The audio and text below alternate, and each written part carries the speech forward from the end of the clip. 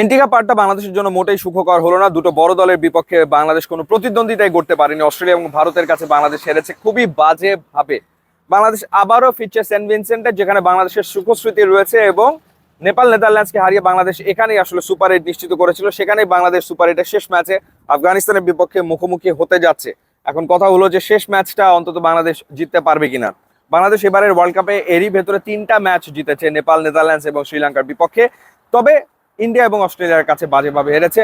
আফগানিস্তানের বিপক্ষে যদি বাংলাদেশ ম্যাচটা জিততে পারে, তাহলে অন্তত পক্ষে 4টা ম্যাচ জিতে বাংলাদেশ এবারে টি-20 ওয়ার্ল্ড কাপ শেষ করবে, এবং ডেফিনেটলি আপনি খাতা কলমে এটা বাংলাদেশের সেরা ওয়ার্ল্ড কাপ আসলে হবে। এখন কথা হলো যে আফগানিস্তানের বিপক্ষে আপনি কি অনুমান করছেন। প্রথমত আমরা এবার যদি একটু লাইন আপ নিয়ে আলোচনা করি, একটুখানি প্রেডিক্ট করি, আমার কাছে মনে হয় যে ডেফিনেটলি আফগানিস্তানের বিপক্ষে শরীফুলকে খেলানো উচিত। ভারতের বিপক্ষে শরীফুলকে না খেলানোটা আমার মতে একটা ভুল সিদ্ধান্ত ছিল। এই ম্যাচে আফগানিস্তানের বিপক্ষে অবশ্যই বাংলাদেশের উচিত তার বেস্ট বোলার শরীফুলকে প্লেইং 11-এ রাখা। এটা আমার প্রেডিকশন নাম্বার 1। এবার হচ্ছে প্রেডিকশন নাম্বার 2।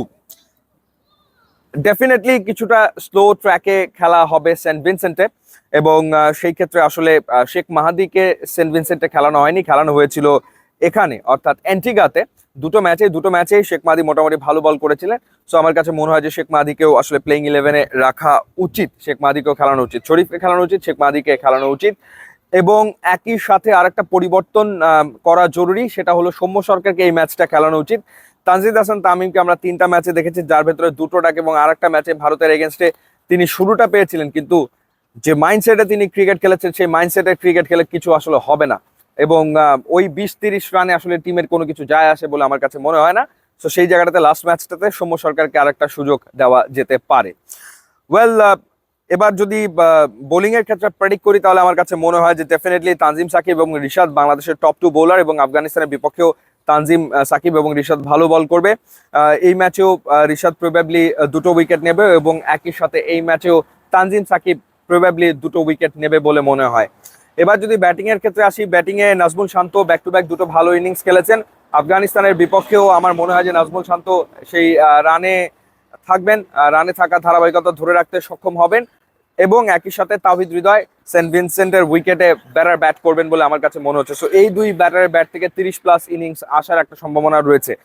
এবার লাস্ট প্রেডিকশন, ওভারঅল টোটাল কত হতে পারে? আমার কাছে মনে হয় টোটাল 150-এর উপরে যাবে বলে মনে হয় না। সে আফগানিস্তান আগে ব্যাট করুক বা বাংলাদেশি আগে ব্যাট করুক, 150-এর মতো একটা টার্গেটে খেলা আসলে হবে, এবং যেই দলের বোলিং ভালো হবে সেই দল আসলে ম্যাচ জিতবে। সেই ক্ষেত্রে বাংলাদেশ এই ম্যাচ জিতবে বলে আমার কাছে মনে হয়। অর্থাৎ ফাইনাল প্রেডিকশন হচ্ছে আফগানিস্তানকে বাংলাদেশ হারাবে, এটা মনে করছি সেন্ট ভিনসেন্টে যেহেতু খেলাটা হচ্ছে।